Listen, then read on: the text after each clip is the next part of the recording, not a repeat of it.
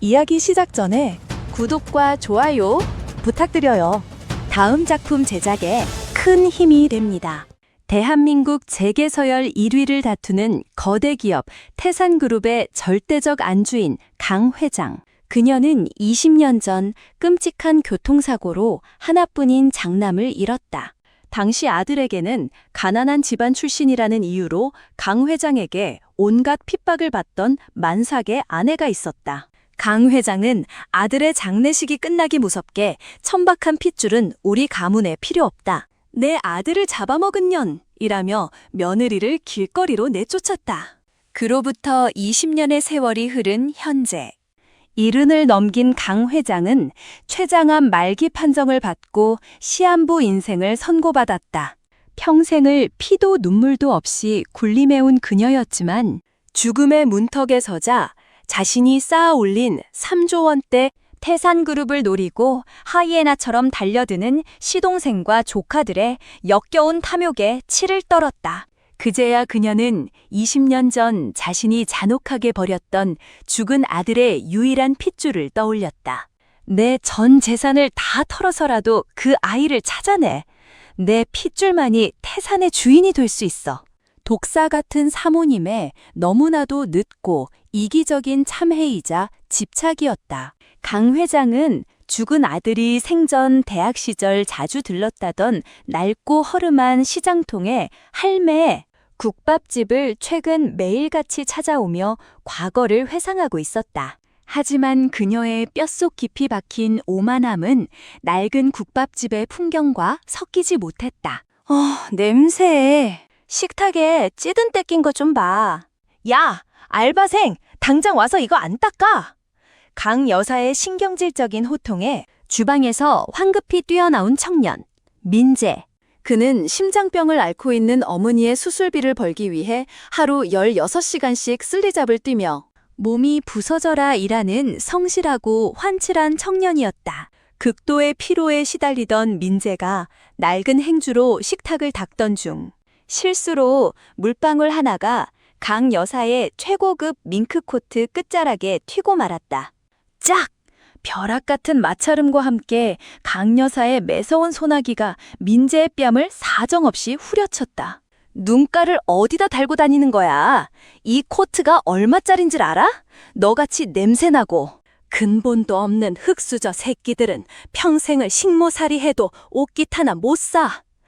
뺨이 시뻘겋게 부어올랐지만 민재는 어머니의 병원비가 걸린 소중한 일자리였기에 주먹을 꽉 쥔 채 허리를 90도로 굽혀 거듭 사과해야만 했다.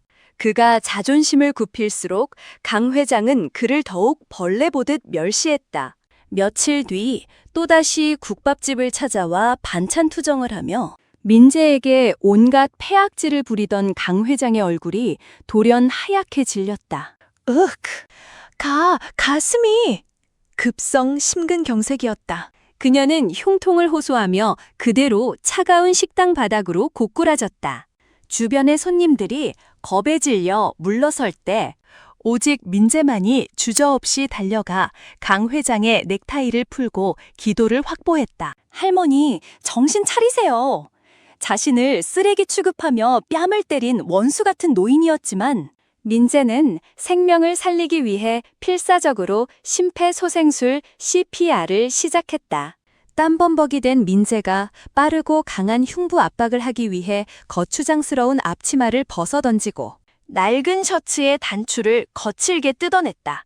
그 순간 고통 속에서 희미하게 의식을 잃어가던 강 회장의 시야에 민재의 왼쪽 쇄골 아래 깊게 패인 초승달 모양의 화상 흉터가 선명하게 들어왔다. 20년 전 화재 사고에서 죽은 아들이 며느리를 감싸안다. 생겼던 유전처럼 똑같이 새겨져 있던 바로 그 흉터였다. 아들? 강 회장의 중얼거림과 함께 그녀의 의식이 완전히 끊어졌다. 며칠 후 태산그룹 산하 VIP 병동의 특실. 간신히 죽은 고비를 넘기고 눈을 뜬 강 회장의 침대 옆에는 비서실장이 사색이 된 얼굴로 유전자 검사 결과지를 들고 서 있었다. 회장님, 구급차에 동승해 끝까지 회장님을 살렸던 그 국밥집 청년 말입니다. 목덜미의 휴터가 너무 마음에 걸려 비밀리에 검사를 진행했습니다. 강 회장이 링거를 꽂은 떨리는 손으로 서류를 빼앗아 쥐었다. 친자 일치율 99.999%. 순간 강 회장의 심장이 멎는 듯했다. 내가 3조 원의 전 재산을 걸고 피눈물을 흘리며 애타게 찾던 내 유일한 장손. 내 아들이 목숨 바쳐 지켜낸 하나뿐인 핏줄. 그 눈에 넣어도 아프지 않을 귀한 내 핏줄을 나는 쓰레기라 부르며 뺨을 때리고 바닥에 벌레처럼 짓밟아 왔단 말인가? 강 회장은 짐승 같은 비명을 지르며 자신의 백발을 미친 듯이 쥐었. 평생을 타인을 짓밟으며 쌓아 올렸던 그녀의 오만함이 자신이 저지른 끔찍한 업보, 칼마 앞에서 산산조각 나며 붕괴하고 있었다. 그날 밤 하늘에 구멍이라도 뚫린 듯 억수 같은 폭우가 쏟아지는 시장통. 환자복을 입은 채 경호원들을 뿌리치고 병원을 탈출한 강 회장이 우산도 없이 할매, 국밥밥 진흙탕 바닥에 주저앉아 있었다. 무거운 셔터를 내리고 지친 몸을 이끌고 퇴근하려던 민재가 비를 맞고 있는 그녀를 발견하고 흠칫 놀랐다. 할머니, 몸도 안 좋으신 분이 이 밤에 여기서 뭐 하시는? 그 순간이었다. 대한민국 재계를 쥐락펴락하던 철의 여인 강 회장이 돌연 민재의 바짓가랑이를 부여잡고 차가운 진흙탕에 얼굴을 처박으며 짐승처럼 오열하기 시작했다. 미안하다. 내가 죽일 연이다. 내 귀한 장손을 몰라보고. 민재야, 이 못난 할미를 용서해다오. 내 전 재산을 태산그룹을 전부 너에게 주마. 제발 내 새끼. 그녀의 주름진 이마에서 더러운 진흙과 핏물이 섞여 흘러내렸다. 수십 대의 검은 세단과 비서징들이 우산을 들고 뛰어왔지만 그 누구도 강 회장의 처절하고 굴욕적인 참회를 막을 수 없었다. 할머니, 아니, 강 회장님. 바닥에 엎드려 피눈물을 쏟는 강 회장을 내려다보는 민재의 눈동자에는 한치의 흔들림도 온기도 없었다. 오직 빙하처럼 차갑고 서늘한 분노만이 서려 있을 뿐이었다. 어제 아침 우리 어머니께서 돌아가셨습니다. 회장님이 제 뺨을 때리고 식당 사장에게 압력을 넣어 제 주급을 삭감당하게 만들었던 그날, 당장 필요한 심장수술비 500만 원을 구하지 못해서 골든타임을 놓쳤거든요. 강 회장의 숨이 헉 하고 멎으며 눈동자가 뒤집혔다. 민재가 뻣뻣하게 굳어버린 강 회장에게 다가가 허리를 숙이더니 잔혹하게 속삭였다. 당신의 그 알량한 3조 원. 나를 위해 평생 피눈물만 흘리다 돌아가신 내 어머니의 목숨값으론 턱없이 부족합니다. 용서요? 아니요.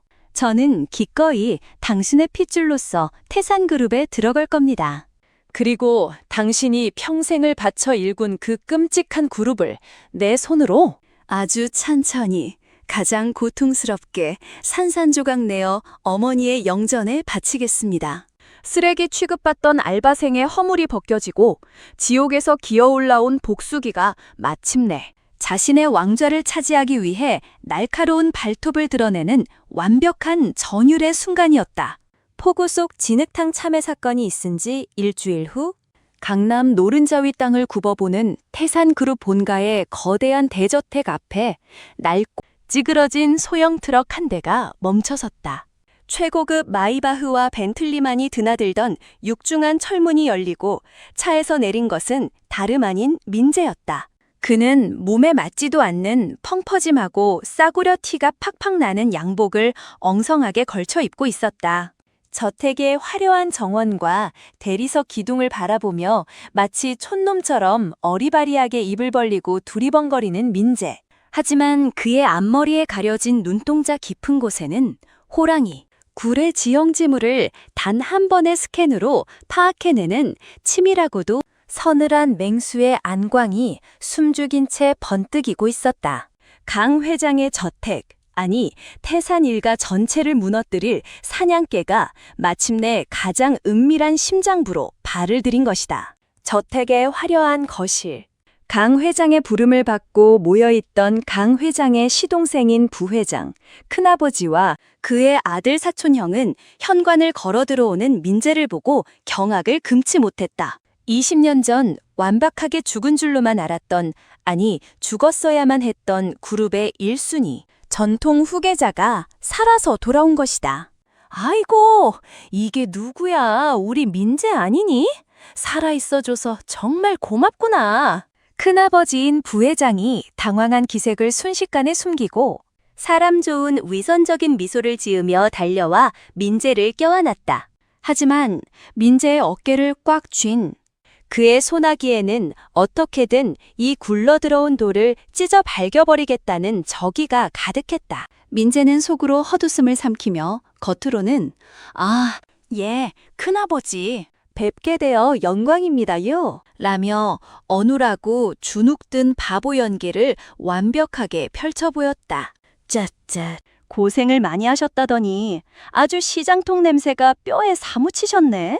명색이 태산의 장손인데 그 싸구려 양복은 어디 동묘에서 주워 입으셨나? 명품 슈트와 한정판 시계로 치장한 사촌형이 코를 틀어막으며 노골적으로 민재를 조롱했다. 저택의 고용인들조차 속으로 민재를 무시하는 눈치가 역력했다. 아, 헤헤, 비싼 옷은 처음 입어봐서요. 이게 5만원짜린데 엄청 좋구먼요. 민재는 사촌형의 모욕에 화를 내기는커녕 오히려 뒷머리를 긁적이며 해벌쭉 웃어 보였다. 그 완벽하고 처절한 찌질함에 극도로 긴장했던 부회장 일가에 안도의 미소가 번졌다. 천만다행이번. 호랑이 새끼가 들어온 줄 알았더니 웬 동네 똥개 새끼 하나가 굴러 들어왔어. 저런 머저리라면 며칠 안에 씹어먹고 쫓아낼 수 있겠어. 적들의 방심을 완벽하게 유도한 민재의 철저한 기만술이었다. 그날 저녁 만찬 자리, 휠체어에 앉아 식당에 나타난 강 회장이 친척들을 향해 폭탄 선언을 던졌다. 내일부터 민재를 그룹 본사 기획조정실 본부장으로 출근시킬 것이다. 태산의 핏줄이니 바닥부터 경영을 배우게 할 참이야. 친척들의 입에 머금었던 고급 와인이 뿜어져 나올 뻔했다. 고졸 출신에 평생 국밥이나 나르던 알바생에게 그룹의 심장인 기획조정실에 맡긴다니? 부회장이 당황하며 만류했다. 형수님, 아무리 핏줄이라도 기본 지식도 없는 아이에게 본부장 자리는 무리입니다. 주주들이 가만히 있지 않을 겁니다. 하지만 강 회장의 눈빛은 완강했다. 그녀는 민재를 서둘러 후계자로 안착시키기 위해 조바심을 내고 있었다. 강 회장은 이 무리수가 자신을 향한 민재의 분노를 조금이라도 누그러뜨리길 바랐지만 민재는 조용히 갈비뼈를 뜯으며 속으로 비웃고 있을 뿐이었다. 만찬이 끝난 뒤 부회장은 자신의 서재로 사촌 형아들을 은밀히 불러들였다. 기획조정실 본부장이라. 오히려 잘 뵙까. 그 자리는 그룹의 모든 결제 서류가 모이는 곳이지. 부회장이 독사처럼 입꼬리를 올렸다. 그 촌놈 새끼한테 우리 일가가 수년간 비자금을 조성하느라 만성 적자 계열사 태산유통의 정상화 프로젝트를 통째로 떠넘겨라. 업무 파악도 못하는 바보 새끼가 결제 서류에 멋모르고 도장 몇 번 찍게 만들면 횡령과 배임의 모든 죄를 그놈한테 뒤집어 씌워 합법적으로 감옥에 보낼 수 있다. 사촌형이 악랄한 웃음을 터뜨리며 고개를 끄덕였다. 그들은 넝쿨째 굴러온 바보 조카를 희생양으로 삼아 자신들의 더러운 비리 장부를 완벽하게 세탁할 함정을 파고 있었다. 모두가 잠든 새벽, 태산저택의 가장 구석진 민재의 객실, 바보처럼 코를 골며 자는 척하던 민재가 번쩍 눈을 떴다. 그의 눈빛은 낮에 그 어리바리한 시골 청년의 것이 아니었다. 민재는 가방 가장 깊숙한 곳에서 최고급 커스텀 노트북을 꺼내 세팅했다. 국밥집 알바생은 그의 여러 위장 신분 중 하나일 뿐. 그는 험난한 밑바닥 생존 속에서 독학으로 다크웹과 금융 해킹을 마스터한 천재적인 뒷골목의 브레인이었다. 타다닥 탁! 민재의 손가락이 키보드 위를 신들린 듯이 날아다녔다. 단 30분 만에 태산그룹의 철통 같은 인트라넷 방화벽이 뚫렸고 부회장 일가가 은폐해둔 태산유통의 수백억대 이중장부와 비자금 내역이 그의 모니터에 고스란히 쏟아져 내리기 시작했다. 본부장 자리라. 먹음직스러운 미끼를 물어주셨네. 푸른 모니터 불빛에 비친 민재의 입가에 먹잇감의 숨통을 끊어버리기 직전에 잔혹하고도 우아한 사냥개의 미소가 번졌다. 위선자들의 숨통을 끊어버릴 완벽한 데스매치의 무대가 완성되고 있었다. 태산그룹 기획조정실 본부장으로 출근한 지 단 사흘 만에 민재는 큰아버지인 부회장의 악랄한 계략에 의해 그룹 내 최악의 만성 적자 계열사인 태산유통의 총괄 책임을 떠맡게 되었다. 부회장 일가가 지난 수년간 유령회사를 통해 수백억 원대의 비자금을 빼돌려 껍데기만 남겨놓은 그야말로 파산 직전의 시한폭탄 같은 곳이었다. 민재가 헐렁한 싸구려 양복을 입고 태산유통 본사 전무실로 들어서자 부회장의 수하인 임원들은 대놓고 코웃음을 치며 민재를 무시했다. 명색이 장손이라더니 진짜 국밥이나 나르던 상놈을 데려왔군. 민재는 그들의 노골적인 멸시를 받으면서도 그저 어리바리하게 서류 뭉치를 떨어뜨리며 고개를 숙였다. 적들의 오만함이 하늘을 찌를 때가 가장 완벽한 사냥임을 알고 있었기 때문이다. 취임 첫날 오후 태산유통의 긴급 임원회의가 소집되었다. 대회실 원탁에는 부회장의 수하이자 비리의 온상인 전무, 상무를 비롯한 핵심 임원 5명이 거만하게 담배를 피우며 앉아 있었다. 그들은 민재가 들어왔음에도 자리에서 일어나기는커녕 삐딱하게 고개만 까딱였다. 본부장님, 이번 달 당장 만기가 돌아오는 주거래은행 대출금 20억 원의 연장 서류입니다. 여기 사인부터 하시죠. 전무가 비열한 미소를 지으며 서류 한 장을 들이밀었다. 만약 민재가 이 서류에 무턱대고 도장을 찍는 순간 부회장 일가가 저지른 모든 부실 대출과 배임, 횡령의 법적 책임이 온전히 민재 개인의 목을 조르는 덫이 될 터였다. 임원들은 민재가 겁에 질려 도장을 찍기만을 숨을 죽인 채 기다렸다. 서류를 물끄러미 내려다보던 민재의 손가락이 멈췄다. 그리고 천천히 고개를 든 민재의 눈빛이 순식간에 돌변했다. 낮에 그 유약하고 어눌한 시골 청년의 흔적은 온데간데 없었다. 전신을 얼려버릴 듯한 극강의 냉기와 포식자의 안광이 회의장을 압도했다. 민재는 쥐고 있던 만년필을 테이블 위로 툭 던졌다. 서류 양식이 참 재미있네. 수령이는 태산유통인데 자금이 흘러들어가는 최종 계좌는 홍콩에 있는 유령회사 K인베스트라? 민재의 입에서 나오는 청천벽력 같은 단어에 거만하게 담배를 피우던 전무의 손이 미세하게 떨리기 시작했다. 본부장님이 뭘 안다고 그런? 모를 줄 알았어. 너희가 빼돌린 돈이 정확히 큰아버지 비자금 계좌로 들어가는 것까지 다 확인했는데. 이 새끼가 미쳤나? 당장 보안요원 불러! 이놈 끌어내! 당황한 전무가 핏대를 세우며 고함을 질렀다. 하지만 민재는 눈 하나 깜짝하지 않고 대형 빔 프로젝터 스크린에 리모컨을 눌렀다. 팟! 스크린 위로 임원들이 지난 5년간 공모하여 작성한 진짜 이중장부, 횡령, 자금 흐름도, 그리고 큰아버지와 주고받은 은밀한 통화 녹취록까지 완벽한 법적 증거들이 쏟아져 내렸다. 회의실은 일순간 얼음물을 끼얹은 듯 숨소리조차 내지 못하는 공포의 도가니로 변했다. 그들이 철통 같다고 믿었던 태산의 보안망을 뒷골목의 천재 해커린 단 하룻밤 만에 완전히 해부해버린 결과였다. 너 이거 법적 효력도 없는 불법 해킹 증거야. 감히 어디서 협박질이야. 상무가 부르르 떨며 서류를 찢으려 했다. 그 순간 민재가 자리에서 번쩍 일어나 전무의 멱살을 거칠게 움켜잡고 테이블 위로 처박아 버렸다. 쾅!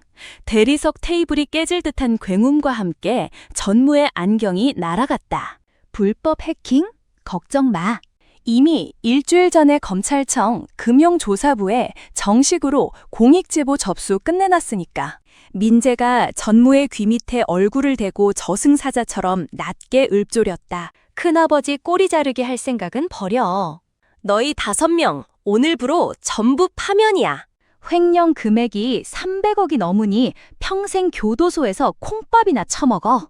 회의실에 육중한 문이 열리며 민재가 미리 대기시켜 두었던 수사관들과 경찰들이 수갑을 든 채 난입했다. 강 전무님, 배임 및 특정 경제범죄 가중처벌법 위반 혐의로 체포합니다. 임원 5명이 비명을 지르며 질질 끌려 나가는 광경을 민재는 백포켓에 손을 넣은 채 차갑게 응시하고 있었다. 부회장 일가가 자신을 묻어버리기 위해 팠던 무담이 도리어 그들의 신복들을 단숨에 매장해버리는 완벽한 사이다 숙청의 현장이었다. 소식을 듣고 달려온 사촌형이 복도에서 민재를 마주쳤을 때 민재는 가볍게 어깨를 툭 치며 지나갔다. 형, 다음은 큰아버지 차례.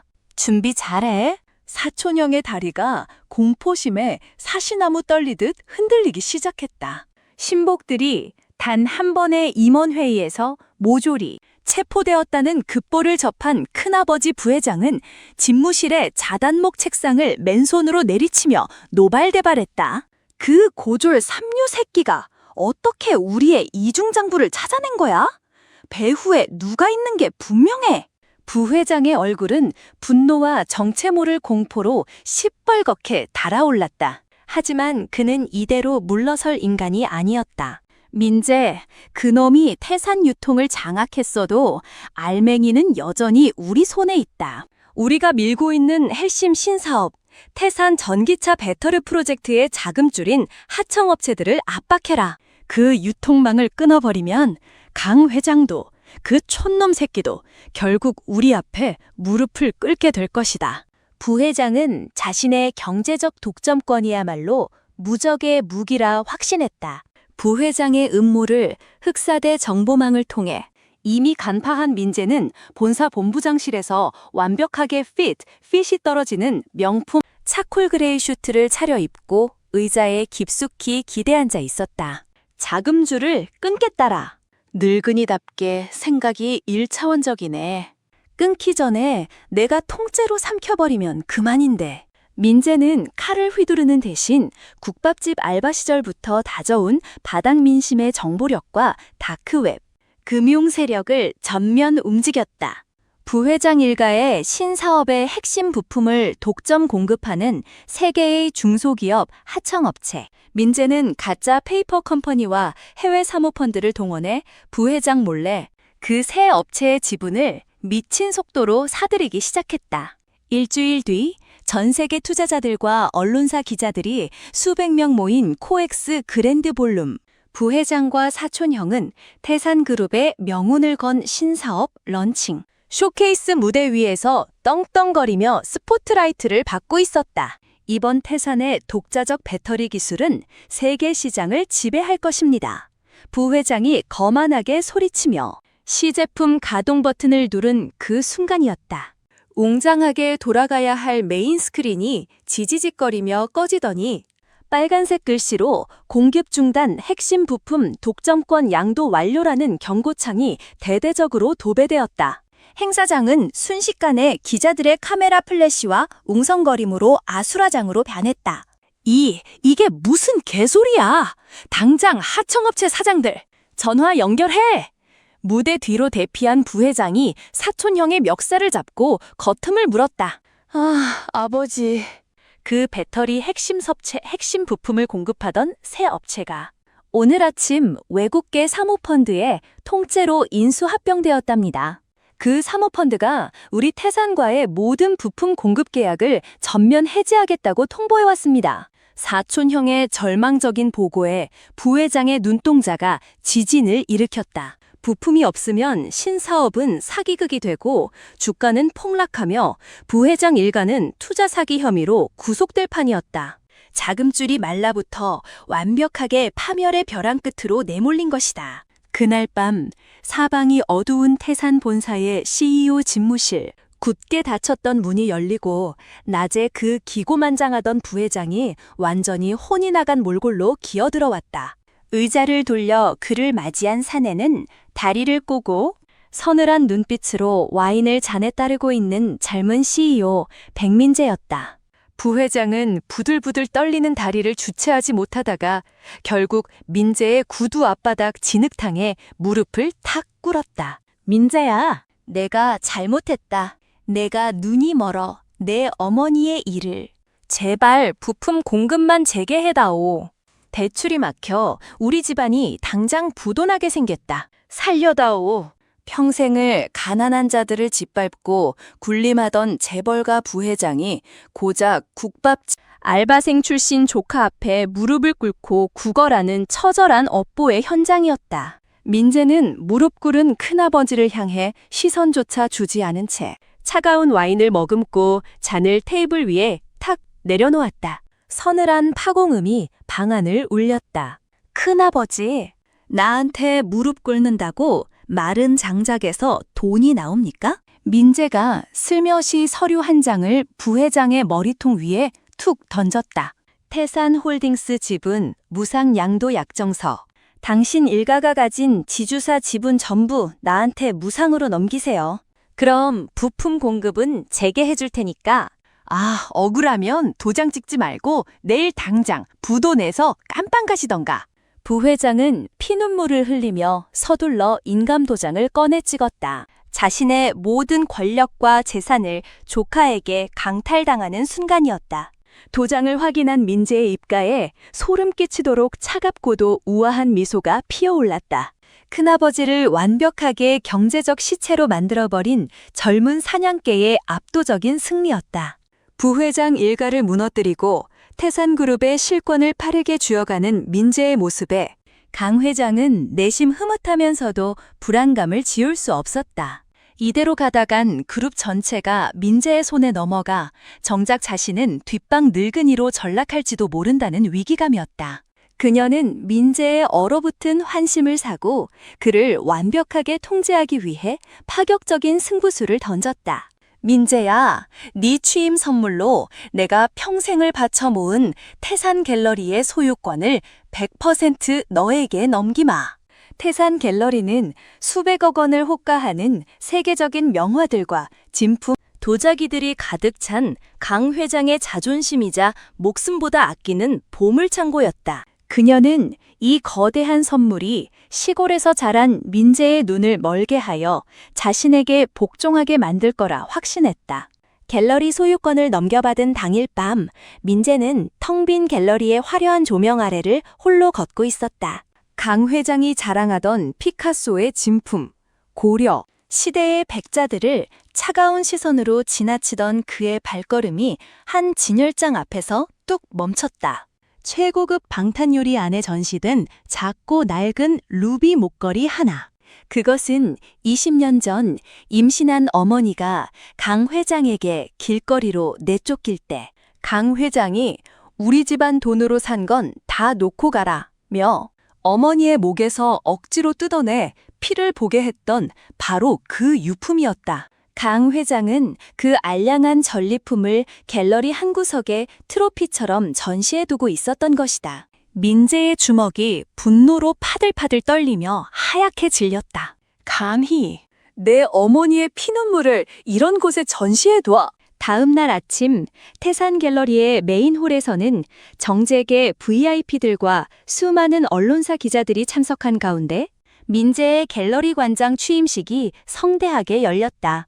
휠체어를 타고 맨 앞줄에 앉은 강 회장은 사람들의 부러운 시선을 즐기며 만면에 미소를 띠고 있었다. 단상에 오른 민재는 최고급 슈트를 입고 마이크 앞에 섰다. 오늘 저는 강 회장님께서 평생을 바쳐 모은 이 위대한 갤러리의 주인이 되었습니다. 짝짝짝 우레와 잦은 박수가 쏟아졌다. 하지만 저는 오늘 이 갤러리를 사회에 환원하기 위해 가장 예술적인 방식을 택하기로 했습니다. 사람들은 민재가 기부 선언을 하는 줄 알고 더욱 크게 환호했지만 강 회장의 눈썹이 미세하게 꿈틀거렸다. 지금 제 뒤에 있는 수백억 원대의 미술품들은 민재가 손가락을 튕기자 갤러리 벽면에 대형 장막들이 걷히며 충격적인 장치가 모습을 드러냈다. 수십 개의 대형 공업용 파쇄기 슈레더가 명화들이 걸린 벽면 바로 뒤에 설치되어 있었다. 전부 강 회장님이 비자금을 세탁하기 위해 사들인 더러운 작물들입니다. 저는 오늘 이 더러운 돈을 산산조각 내어 진짜 예술로 승화시키겠습니다. 닌제가 리모컨 버튼을 누르는 순간 윙 하는 굉음과 함께 갤러리의 자동화 레일이 작동했다. 수백억을 호가하던 모네와 피카소의 원화들이 청자들이 자비 없는 파쇄기의 톱니바퀴 속으로 무참히 빨려 들어가기 시작했다. 지지직, 콰직, 캔버스가 찢겨나가고 도자기가 가루가 되어 허공에 흩날렸다. 안 돼! 내 그림들, 내 보물들, 멈춰! 당장 멈추라고! 이 미친놈아! 휠체어에 앉아있던 강 회장이 기겁하며 바닥으로 굴러떨어졌다. 그녀는 파편이 튀는 무대 위로 기어가며 찢어지는 명화들을 향해 피 튀기는 비명을 질렀다. 평생을 남의 피눈물을 짜내며 쌓아올린 그녀의 탐욕이 물리적으로 갈기갈기 찢겨나가는 광경이었다. 기자들의 카메라 플래시가 미친 듯이 터졌고 VIP들은 경악하며 입을 다물지 못했다. 수백억 원의 가치가 단 3분 만에 종이 쪼가리와 흙먼지로 변해 바닥에 소복이 쌓였다. 강 회장은 가슴을 부여잡고 숨을 헐떡이며 오열했다. 내 놈이 기어이 나를 죽이려고. 그녀에게 미술품은 곧 목숨이자 권력이었다. 민재는 그녀가 평생 가장 사랑했던 것을 가장 공개적인 자리에서 가장 잔인하게 도륙해버린 것이다. 파쇄기의 굉음이 멈추고 흙먼지가 가라앉은 단상 위. 민재는 무너져 내려 오열하는 강 회장을 향해 천천히 다가갔다. 그의 한 손에는 갤러리가 박살나는 와중에도 유일하게 파괴되지 않은 작은 물건 하나가 들려 있었다. 방탄유리를 깨고 직접 꺼내온 어머니의 낡은 루비 목걸이였다. 할머니, 이딴 쓰레기 그림 쪼가리들이 박살났다고 피눈물을 흘리십니까? 민재가 목걸이를 강 회장의 눈앞에 흔들어 보였다. 20년 전 만삭의 몸으로 이 목걸이를 뜯기며 맨발로 길거리에 내쫓겼던 내 어머니의 심장이 갈기갈기 찢겨나갈 때는 무슨 표정을 지으셨습니까? 강 회장의 동공이 공포로 수축했다. 이건 시작에 불과합니다. 당신이 아끼는 모든 것을 내가 가진 태산의 권력으로 남김없이 찢어 밝혀주겠습니다. 얼어붙은 강 회장을 뒤로 한 채 어머니의 유품을 거머쥔 젊은 군주는 쏟아지는 스포트라이트를 받으며 갤러리를 유유히 빠져나갔다. 민재가 임원진을 박살내고 큰아버지의 자금줄마저 끊어버리자 모든 기득권을 빼앗긴 사촌형은 극도의 분노와 열등감에 사로잡혀 미쳐버리기 직전이었다.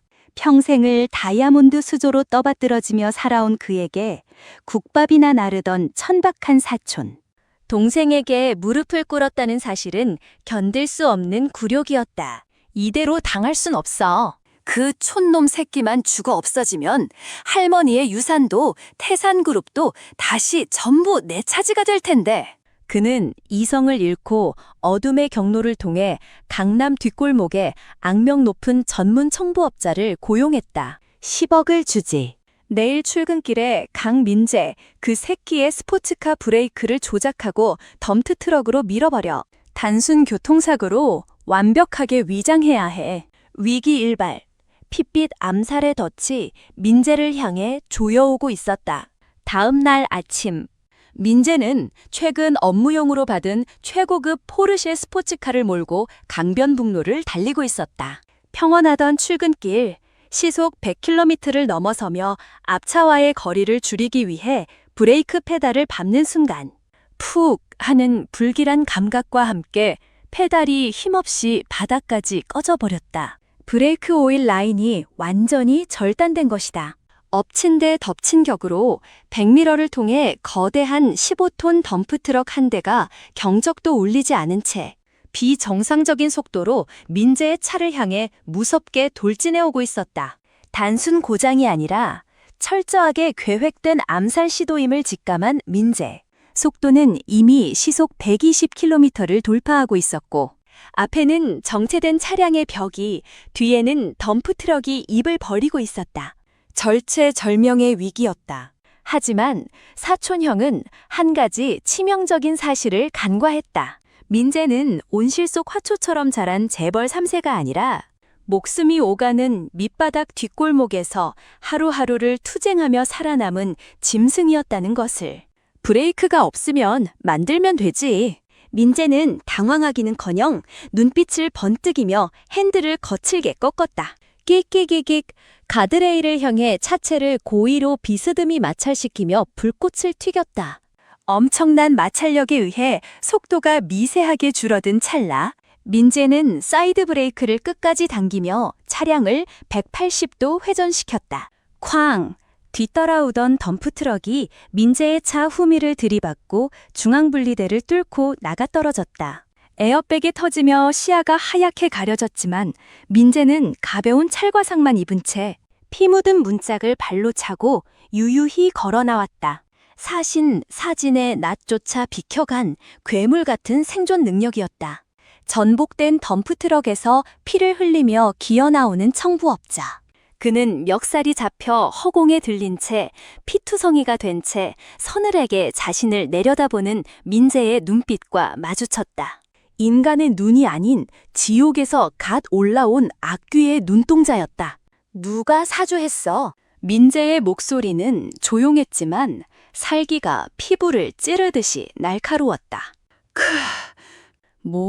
모른다. 킬러가 끝까지 입을 다물려 하자 민재는 주저없이 킬러의 부러진 손가락을 군화발로 지시겼다. 뼈가 으스러지는 고통에 킬러는 결국 거품을 물며 실토했다. 태산그룹, 장손, 강민석 이사가 시켰다. 돈은 스위스 계좌로 받기로 했고. 모든 진실을 녹음기에 담아낸 민재는 킬러를 바닥에 내동댕이 치고 넥타이를 고쳐맸다. 사냥 당할 뻔한 맹수가 이제 역으로 진짜 사냥을 시작할 시간이었다.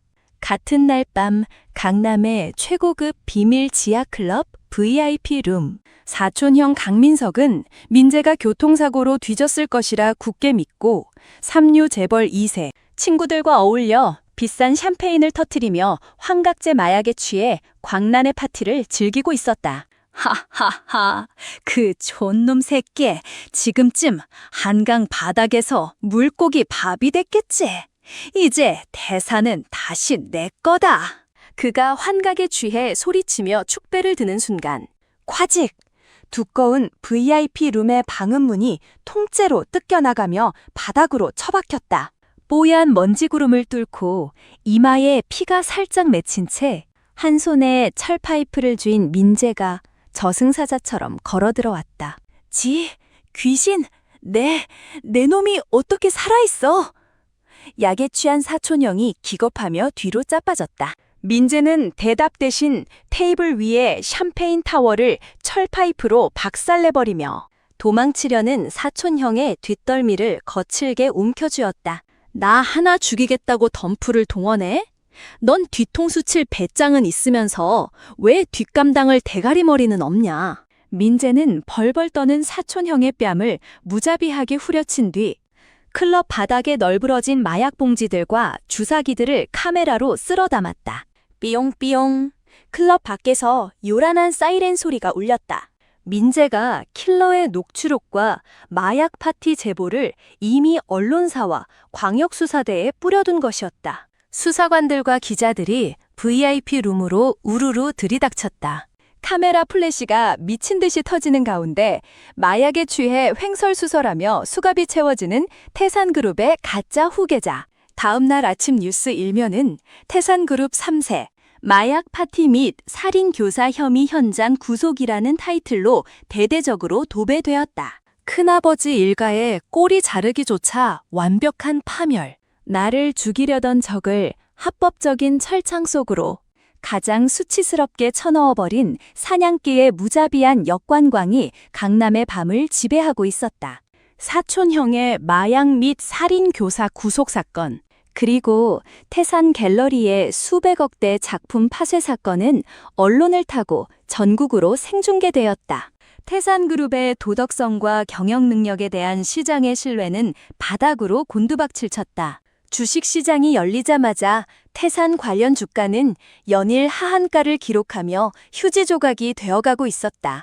휠체어에 앉아 주가 폭락을 지켜보던 강 회장은 심장을 부여잡고 피를 토했다. 네, 내 피 같은 그룹이 무너지고 있어. 당장 방어 자금을 풀어라.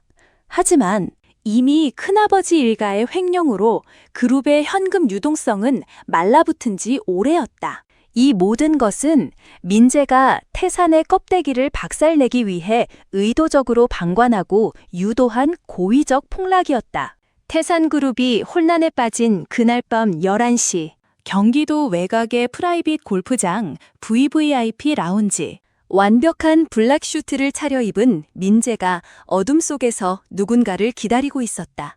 곧이어 육중한 문이 열리며 날카로운 눈빛을 가진 초로의 신사가 경호원들을 거느리고 나타났다.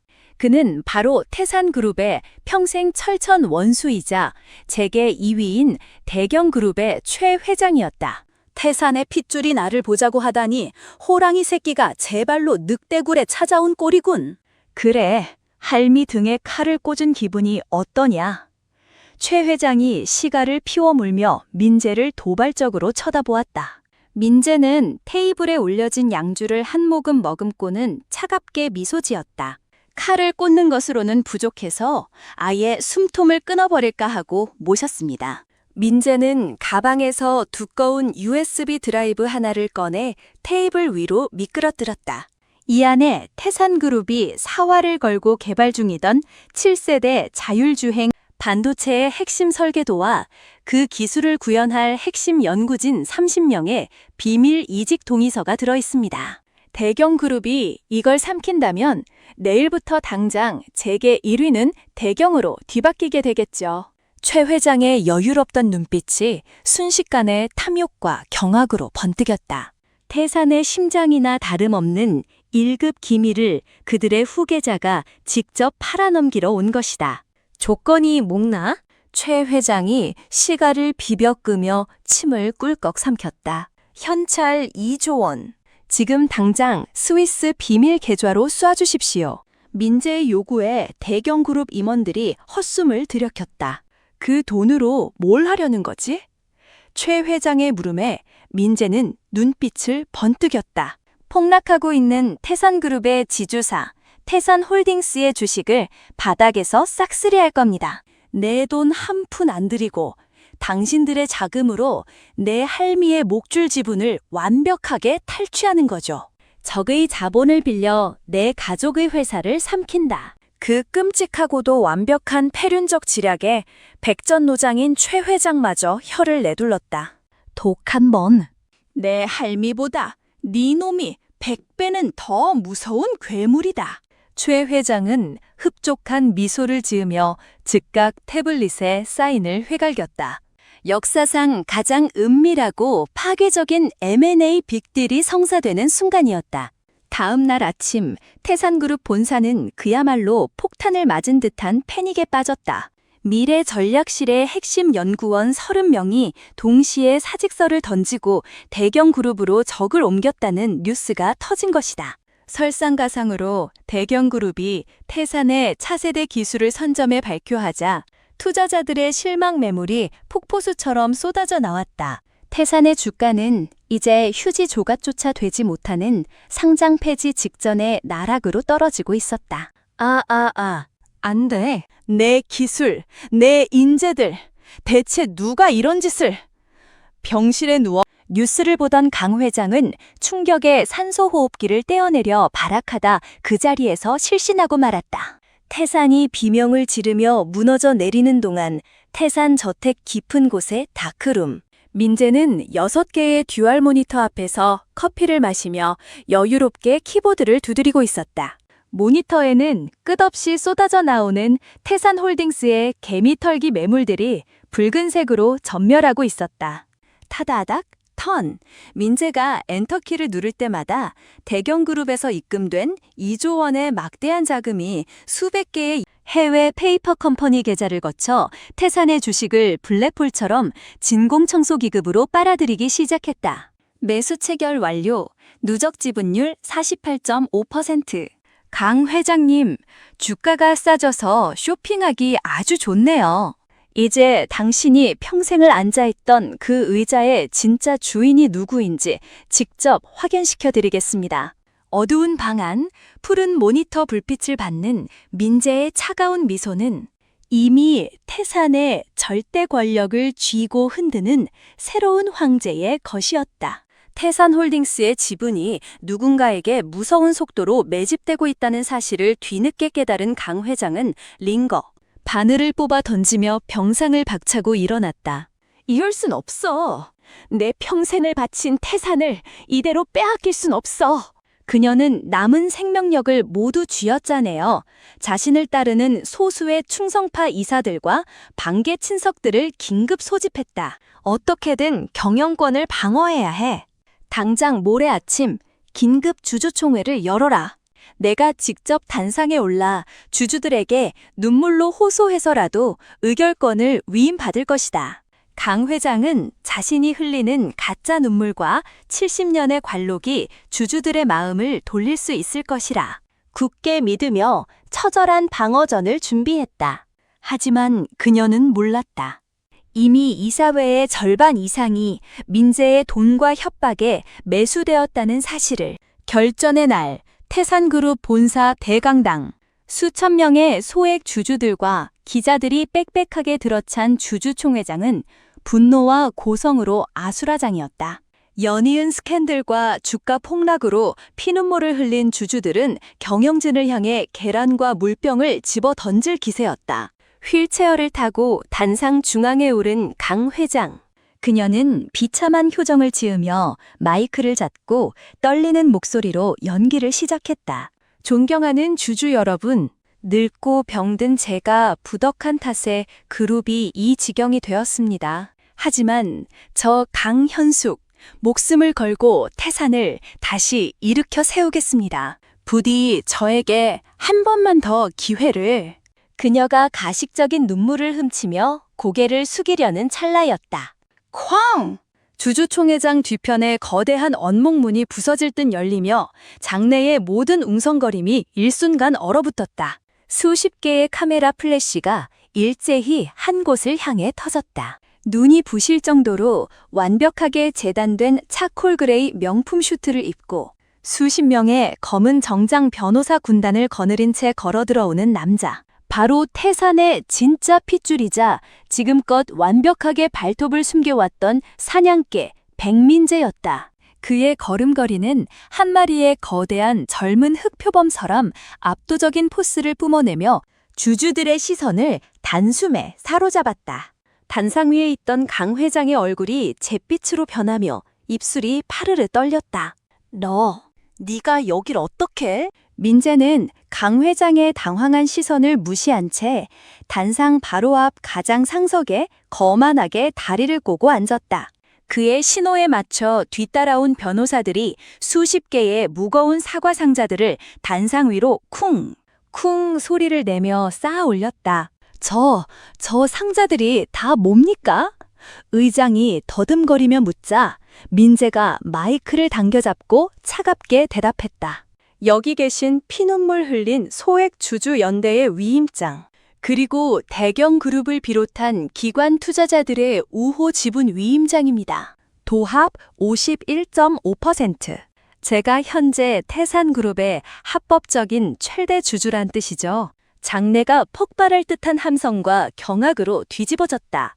국밥이나 나르던 알바생 조카가 단 몇 달 만에 태산의 실질적 지인이 되어 나타난 것이다.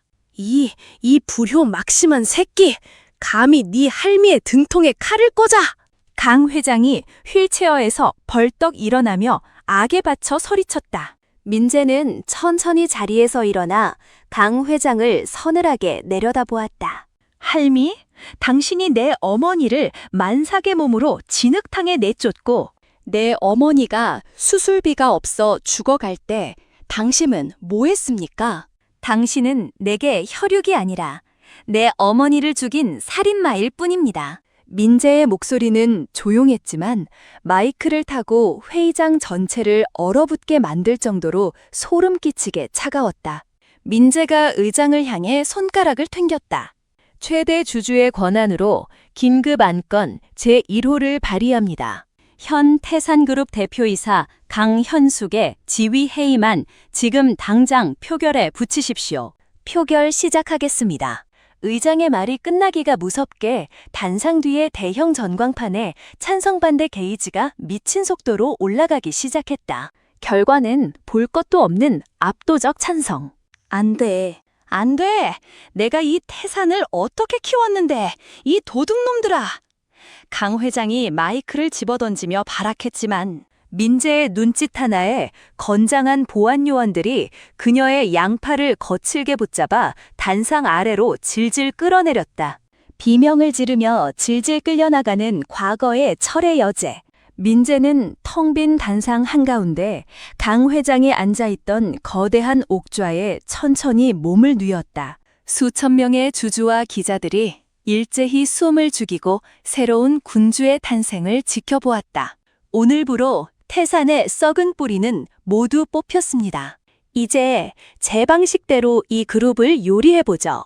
카메라 플래시가 미친 듯이 터지는 가운데 얼음장처럼 차갑고 눈부시게 잘생긴 젊은 군주의 미소가 대한민국 전역으로 생중계되고 있었다. 완벽하고도 잔인한 쿠데타의 완성이었다. 강 회장이 해임된 바로 다음 날 아침, 굳게 닫혀있던 태산그룹 본사 로비로 수십 대의 검은 승합차가 들이닥쳤다. 푸른 점퍼를 입고 파란 박스를 든 검찰 수사관들이 개미떼처럼 쏟아져 들어왔다.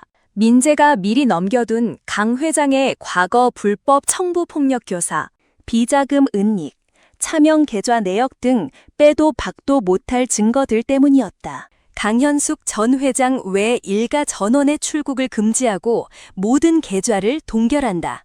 수사관들의 외침과 함께 태산그룹의 화려했던 심장부는 순식간에 난장판으로 변했다. 구치소에 있던 큰아버지와 사촌형은 추가 기소로 형량이 수십 년 늘어날 위기에 처했고 태산 일가는 하루아침에 범죄자 집단으로 전락했다. 며칠 뒤 대경그룹 본사 대회의실. 민재는 대경그룹 최 회장과 마주 앉아 태산그룹 흡수합병 조인식 계약서에 최종 서명했다. 3조 원에 달하던 태산그룹이 단돈 1,000억 원을 하는 헐값에 대경그룹의 하청 계열사로 편입되는 굴욕적인 순간이었다. 정말 이렇게까지 할 줄은 몰랐군. 내 할미가 평생 피눈물로 일군 제국을 남의 입에 통째로 던져주다니. 최 회장이 혀를 내두르자 민재는 차갑게 미소 지었다. 피눈물로 일군 제국이 아니라 남의 피눈물을 짜내어 만든 모래성이죠. 쓰레기는 치우는 게 맞습니다. 그 시각 태산그룹 본사 4호 꼭대기에서는 수십 년간 강남 한복판을 위풍당당하게 지키던 태산이라는 거대한 황금 간판이 크레인에 의해 처참하게 뜯겨 내려오고 있었다. 합병과 동시에 강 회장 일가의 모든 개인 재산 역시 가압류 처분되었다. 강남에 수백 평짜리 대저택. 휠체어에 의지한 채 산소호흡기를 달고 있던 강 회장의 눈앞에서 법원, 집행관들이 집안의 모든 고급 가구와 샹들리에, 심지어 그녀가 덮고 있던 실크 이불에까지 가차없이 붉은 압류딱지를 붙여대기 시작했다. 이놈들, 내 집에 감히 무슨 짓이냐? 내가 태산의 강현숙이야. 강 회장이 피를 토하며 발악했지만 집행관들은 냉랭했다. 강현숙 씨, 지금부터 이 집은 은행 소유입니다. 30분 내로 짐 싸서 당장 퇴거하십시오. 절대 권력을 휘두르던 재벌가 사모님의 처절한 몰락이었다. 결국 30분 뒤 강 회장은 단돈 10,000원 한 장 챙기지 못한 채 환자복 차림으로 휠체어에 실려 저택 밖으로 쫓겨났다. 야속하게도 하늘에서는 차가운 가을비가 쏟아지고 있었다. 그녀를 평생 떠받들던 수십 명의 고용인과 경호원들은 이미 월급을 챙겨 뿔뿔이 흩어진 지 오래였다. 비를 맞으며 덜덜 떠는 강 회장의 눈앞에 우산 하나가 드리워졌다. 올려다본 곳에는 완벽한 슈트 차림의 민재가 차가운 눈빛으로 그녀를 내려다보고 있었다. 20년 전 우리 어머니가 이 빗속에서 맨발로 쫓겨났을 때의 기분이 어떠셨습니까? 민지야, 내가 잘못했다. 내가 다 잘못했어. 제발 이 할미를 살려다오. 강 회장이 휠체어에서 굴러떨어져 진흙탕을 기며 민재의 구두에 매달렸다. 일화에서의 가식적인 참회가 아닌 생존을 위한 밑바닥의 구걸이었다. 민재는 무심하게 발을 빼며 그녀의 손을 뿌리쳤다. 살려달라니요? 저는 당신의 목숨을 뺏지 않았습니다. 그저 당신이 평생을 바쳐 아끼던 껍데기들을 전부 부숴버렸을 뿐이죠. 남은 여생은 그 비참한 알몸으로 내가 느꼈던 가난의 고통을 뼈저리게 씹으며 살아가십시오. 민재는 경멸 어린 시선으로 그녀를 내려다본 뒤 대기하던 마이바흐에 올라타 차갑게 빗속으로 사라졌다. 강 회장의 절망적인 오열만이 텅 빈 거리에 울려 퍼졌다. 몇 달 후 서울 외곽에 다 쓰러져가는 달동네 지하 단칸방. 곰팡이 나는 눅눅한 방 안에서 한때 대한민국을 호령하던 강 회장은 낡은 이불을 뒤집어 쓴 채 추위와 배고픔에 덜덜 떨고 있었다. 스트레스와 암투병으로 인해 그녀의 정신은 이미 반쯤 치매가 온 상태였다. 내 밍크 코트, 내 금송아지, 어디 갔어? 태사는 내 건데. 그녀는 허공을 향해 손을 휘저으며 미친 사람처럼 중얼거렸다. 수백억의 미술품을 감상하던 그녀의 눈앞에는 이제 비가 새는 곰팡이 핀 벽지뿐이었다. 과거 며느리를 내쫓고 손자를 학대했던 오만한 재벌 총수의 가장 비참하고도 초라한 완벽한 파멸의 풍경이었다. 어느 매서운 겨울말, 민재가 일하던 낡은 시장통, 할매 국밥집 앞 골목, 헝클어진 백발에 때에 전 누더기 옷을 입은 웬 미친 노파가 쓰레기통을 뒤지며 배회하고 있었다. 치매가 완전히 진행되어 과거의 기억에 갇혀버린 강현숙 전 태산그룹 회장이었다. 어휴, 냄새. 알바생, 당장 와서 닦아. 그녀는 허공에 대고 과거처럼 고래고래 소리를 질러댔지만 지나가는 행인들은 미친 노인네라며 혀를 끌 듯 찰 뿐 아무도 거들떠보지 않았다. 그토록 불을 탐하던 그녀는 이제 배고픔을 견디지 못해 남이 먹다 버린 썩은 사과를 주워 먹으려 하고 있었다. 그때 검은 구두를 신은 누군가의 발걸음이 강현숙의 앞에 멈춰섰다. 고급 코트를 입은 민재였다. 그는 말없이 시장통 국밥집에서 펄펄 끓는 뜨거운 국밥 한 그릇을 포장해와 쓰레기통을 뒤지는 강현숙의 발밑에 내려놓았다. 고기 냄새를 맡은 강현숙은 짐승처럼 달려들어 맨손으로 국밥을 허겁지겁 퍼먹기 시작했다. 뜨거워. 맛있다. 헤헤. 입가에 국물을 흘리며 웃는 노파의 모습에 민재는 조용히 눈을 감았다. 이게 당신이 그토록 지키려던 오만함의 끝입니다. 당신이 천박하다 무시했던 이 시장통의 온기가 아니면 당장 굶어 죽을 목숨. 복수의 쾌감은 이미 증발한 지 오래였다. 그저 한없이 씁쓸하고 지독한 업보의 굴레만이 남아있을 뿐이었다. 민재가 돌아서려는 찰나 골목 어귀에 주차되어 있던 검은 마이바크에서 대경그룹의 최 회장이 내렸다. 백민재 본부장. 아니, 이젠 부회장이라 불러야겠군. 약속대로 대경과 합병된 새 그룹의 2인자 자리를 비워뒀네. 당장 내일 출근하게. 최 회장은 3조 원을 공중분해시킨 민재의 악마 같은 재능을 탐내고 있었다. 하지만 민재는 최 회장을 향해 가볍게 목례를 한 뒤 뒤도 돌아보지 않고 대답했다. 거절하겠습니다. 내 사냥은 이미 끝났소. 남의 피를 빨아먹는 그 역겨운 왕좌는 회장님 혼자 실컷 누리시죠. 대한민국 재계 2인자의 자리를 헌신짝처럼 차버린 민재의 뒷모습에 최 회장은 기가 막힌 듯 헛웃음을 터뜨렸다. 며칠 뒤 민재는 답답한 명품 차콜 그레이 슈트와 넥타이를 모두 쓰레기통에 처박았다. 그는 다시 편안하고 낡은 청바지와 셔츠를 입고 예전에 일하던 국밥집에서 입었던 낡은 앞치마를 손에 쥐었다. 손끝에 닿는 거친 천의 감촉이 오히려 그에게 평온함을 주었다. 재벌 3세라는 타이틀, 3조 원의 재산, 무소불위의 관력. 그 모든 것은 애초에 그의 것이 아니었으며 어머니를 앗아간 저주받은 사슬에 불과했다. 민재는 낡은 앞치마를 가방에 챙겨 넣고 작은 미소를 지었다. 이제야 진짜 자신의 삶으로 돌아갈 준비가 된 것이다. 민재가 마지막으로 향한 곳은 차가운 바람이 부는 한적한 납골 땅이었다. 이름조차 새겨지지 않은 초라한 어머니의 묘비. 민재는 묘비 앞에 국화꽃 한 송이를 내려놓으며 참았던 눈물을 조용히 흘렸다. 엄마, 다 끝났어. 날 괴롭히던 놈들, 엄마를 울게 했던 놈들, 내가 다 찢어버렸어. 민재는 주머니에서 반짝이는 금속 물체를 꺼냈다. 태산그룹 회장만이 달 수 있는 순금 호랑이 배지. 그는 그 배지를 어머니의 묘비 위에 살포시 올려놓았다. 이제 푹 쉬어. 나도 이제 내가 살고 싶은 대로 살아볼게.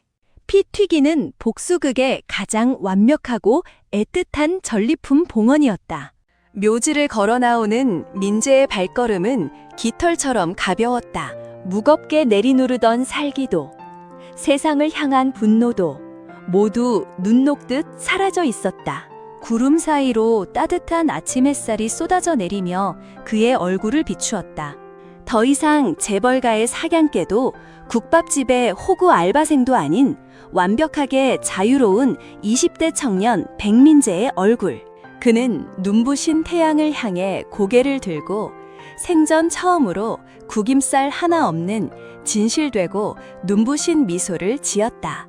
잃어버린 핏줄이 썩은 제국을 박살내고 진짜 자신의 삶을 되찾은 길고 길었던 카르마의 완벽한 마침표였다.